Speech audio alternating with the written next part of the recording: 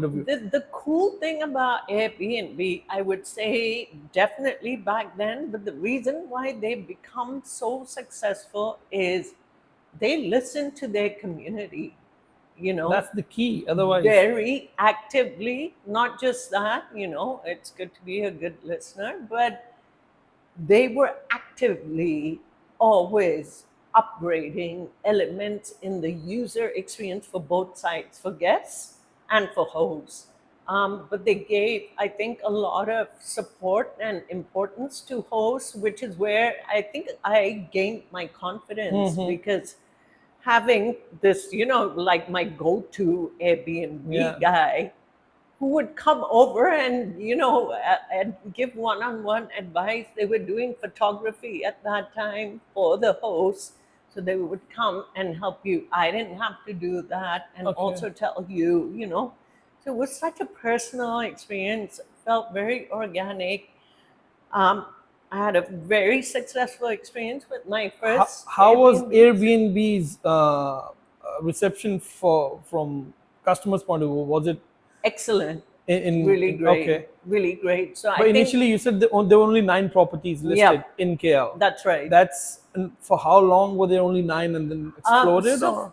Yeah, so I would say the first 6 months was very slow moving, So the 9 of us in the market got a lot of personalized feedback directly from Airbnb, which was a huge advantage, and we were also giving feedback back. It was a new concept as well It for was a customers new also. concept, right? Because yeah, rather than going to a hotel, you stay in someone's house. That's right. Like I have never stayed in Airbnb. Still, I have Oh, that thing. really? Yeah, that I'm not too comfortable in the back of my head staying in someone Really? else's house. But now things have changed. Like when Yeah. Airbnb started, it was purely uh, you're renting a room in someone's house while probably they're still living in it, right? But That's now right. people started buying properties and Yep. just for that purpose. Well, it was like 6 months into it, it became extremely disruptive because once it started gaining momentum, then all these regulatory Yeah, issues that came was my into next play. question. Yeah. Oh my God! Like we had never fathomed the level of the complexity of issues we would face and what we were up against, because you have to realize now this was this successful disruptor Yeah, to the hotel industry, which is a to multi-billion-dollar which industry. and it's like in any context, like you can take a government, you can take a country, you can take a company, you can take an industry and apply this analogy. When you work against existing interests, You're gonna face it's a a lot of shit. David and Yes, yes, Goliath yeah. kind of story, and this is how it felt because suddenly, you know, um, my building's management was asking, "Who are these guests coming? Why do you have such frequent guests?" And then they looked into their house rules and say, "Do our house rules permit this?" Which is when I think very smart move, became chairwoman of the JMB and changed the house rules. Oh, for your condo. Yeah, for Okay. my condo. And this was, kind of my own learning experience, that I have to become, instead of going to the JMB and explaining, I owned a property, we owned properties in that building, so I could do that.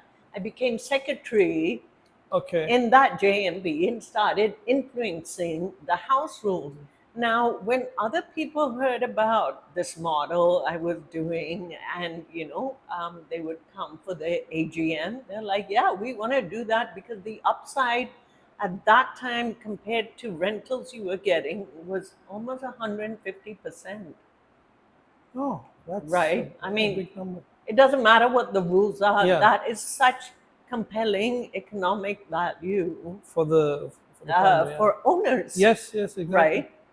Or even tenants. So what I started doing is I started leasing properties from like very dilapidated kind of landlords and upgrading them. So my pitch to them was same rental rate, but I'm going to upgrade and add value. So in a year's time, when you come and see your property, it's going to be a completely And you can rent different it place. out for But more. and so the rental contracts I constructed with them changed from the standard tenancy because I was bringing in all these clauses to Yeah, protect myself as a subletter and as a person doing business. because in a normal contract, I'm not allowed to sublet my place, right? So okay. So Absolutely. how long? Okay, we'll pause here for a second. So how long did it run well till all these problems started? We'll start with the Yeah, regulatory authorities. I would say that it was it was a slow build up Hmm. of this chokehold of regulatory reforms, but 3 years. So we had a good 3 years. I can tell you, in 3 years, I built up. At the peak, I had about 28. I was managing 28 properties in central KL. Oh, that's a big number. And Yeah, there was a term for what do they call Superhost. superhost? Okay, that's like So, but best of the Superhost best. was not just a person who managed lots of properties. Superhost was a person who was consistently getting 5-star reviews. Okay. So I became a Superhost because my multiple properties were getting 5-star reviews. But actually, it was the difference between me and regular hosts is actually a very fine line. The thing I did that other hosts didn't do is I responded in a crisis situation. I responded personally. Otherwise, I had SOPs.